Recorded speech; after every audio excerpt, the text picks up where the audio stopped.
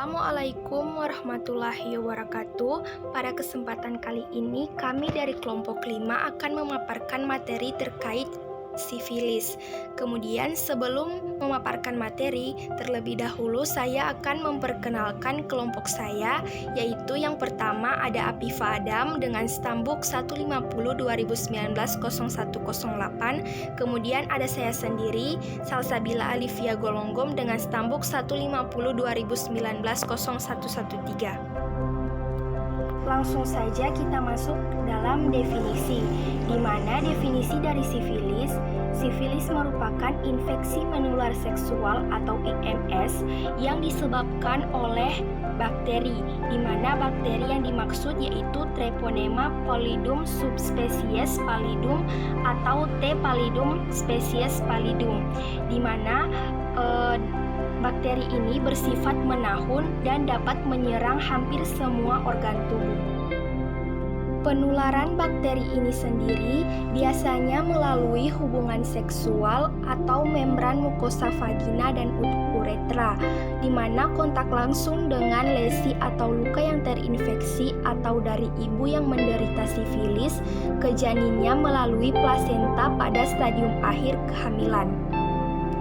Bakteri T. pallidum ini sendiri termasuk dengan cepat melalui membran mukosa utuh dan kulit yang lecet lalu masuk ke dalam kelenjar getah bening dan aliran darah. Kemudian dia menyebar ke seluruh organ tubuh, di mana bergerak masuk ke ruang interstisial jaringan dengan cara gerakan corkscrew atau seperti membuka tutup botol.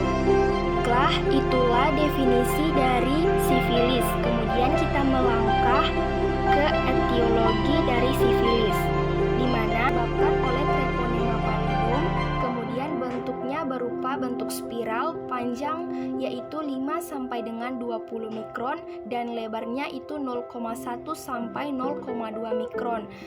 Kemudian gerakannya berotasi undulasi sisi ke sisi. Dia mati pada kekeringan, panas, antiseptik ringan, hidup pada beberapa lama di luar tubuh. Kemudian sifilis juga dapat menular melalui hubungan seksual dengan penderita sifilis dan kontak kulit dengan lesi yang mengandung T. pallidum. Fisiologi dari sifilis, yaitu yang pertama ada stadium dini, di mana Treponema pallidum masuk ke dalam kulit melalui mikrolesi atau selaput lendir. Kemudian kuman tersebut akan membiak dan jaringan bereaksi dengan membentuk infiltrat yang terdiri dari sel limfosit dan sel plasma. Kemudian ada stadium laten, di mana stadium laten ini tidak tampak gejala namun infeksi masih aktif, di mana stadium laten merupakan stadium tanpa tanda atau gejala klinis tetapi infeksi masih ada dan aktif yang ditandai dengan STS positif. Dan kadang-kadang bila imunitas gagal mengendalikan infeksi, maka timbul lesi seperti S1 atau S2 atau stadium rekuren.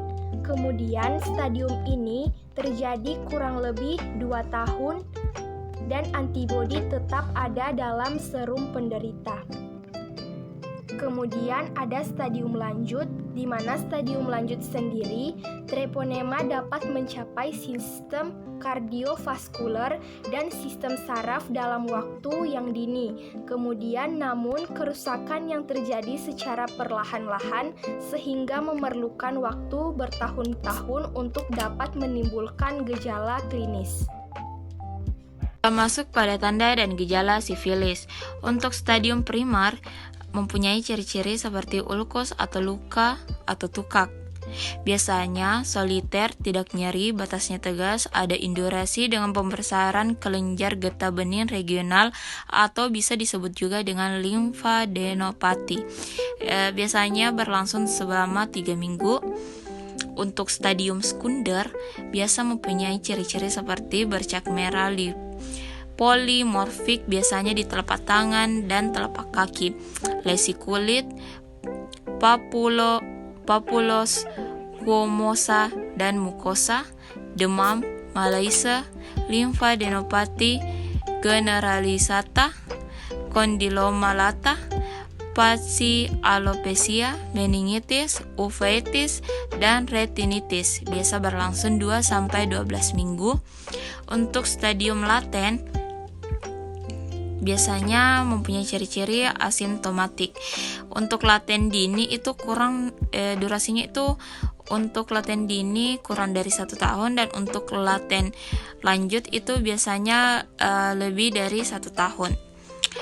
Untuk stadium tersier gumma mempunyai ciri-ciri seperti destruksi jaringan di organ dan lokasi yang terinfeksi. Biasanya itu durasinya 1-46 tahun.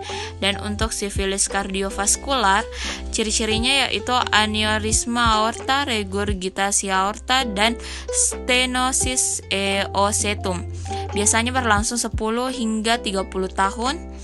Dan yang terakhir yaitu stadium neurosifilis. Manifestasi klinisnya yaitu bervariasi dari asimptomatis sampai nyeri kepala, vertigo, perubahan kepribadian, demensia, ataksia, pupil argil, Robertson. Biasanya itu durasinya lebih dari 2 tahun sampai. Obatan sifilis ada beberapa, yaitu yang pertama, sifilis dapat disembuhkan jika diobati pada tahap awal infeksi terjadi. Kedua, penderita sifilis diberi antibiotik penisilin yang paling efektif. Kemudian, bagi yang alergi penisilin diberikan tetrasiklin 4 kali 500 mg per hari, atau eritromisin 4 kali 500 mg per hari, atau doxycycline 2 kali 100 mg per hari. Adapun cefaloridin memberi hasil baik pada sifilis dini. Azitromisin dapat digunakan untuk S1 dan S2, sifilis 1 dan sifilis 2. Dan untuk lama pengobatan itu biasanya 15 hari bagi sifilis 1 dan sifilis 2, dan 30 hari untuk stadium laten. Untuk eritromisin diberikan bagi ibu hamil, dan doxycycline memiliki tingkat absorpsi lebih baik dari tetrasiklin, yaitu 90-100%, sedangkan tetrasiklin hanya 60-80%. Pun terapi sifilis yang dapat dilakukan seperti untuk stadium sifilis primer dan sekunder itu biasanya diberi terapi benzatin, bensilpenicillin 2,4 juta U injeksi IM dosis tunggal. Dan alternatif bagi alergi penisilin itu kalau untuk orang tidak hamil itu doxycycline 100 mg per oral 2 kali per hari selama 30 hari. Sedangkan untuk ibu hamil, eritromisin 500 mg per oral 4 kali per hari selama 14 hari. Dan untuk stadium sifilis laten, terapinya itu dapat diberi itu benzatin, bensilpenicillin 2,4 juta IU injeksi IM 1 kali per minggu selama 3 minggu berturut-turut. Dan alternatif bagi yang alergi penisilin seperti kalau untuk tidak hamil itu biasanya diberi doxycycline 100 mg per oral 2 kali per hari minimal 30 hari, atau ceftriaxone 1 gram injeksi 1 M 1 kali per hari selama 10 hari. Dan sedangkan untuk ibu hamil, retromisin 500 mg per oral 4 kali per hari minimal 30 hari. Pasien sifilis. Pasien dengan sifilis dini dan telah diterapi dengan adekuat harus dievaluasi secara klinis dan serologis tiap 3 bulan selama 1 tahun pertama, yaitu bulan ke-3, bulan ke-6, bulan ke-9, dan bulan ke-12, dan setiap 6 bulan di tahun kedua, yaitu bulan ke-18 dan bulan ke-24. Pada semua stadium kita ulangi terapi jika terdapat gejala klinis sifilis. Terdapat gejala klinis sifilis yaitu terdapat peningkatan titer RPR, misalnya dari 1:4 menjadi 1:8. Dan yang terakhir yaitu tes TPHA dan titer RPR harus dilakukan pada 3 bulan setelah terapi untuk sifilis primer dan sekunder. Titer RPR diperlukan untuk mengevaluasi keberhasilan terapi dan mendeteksi infeksi ulang atau reinfeksi.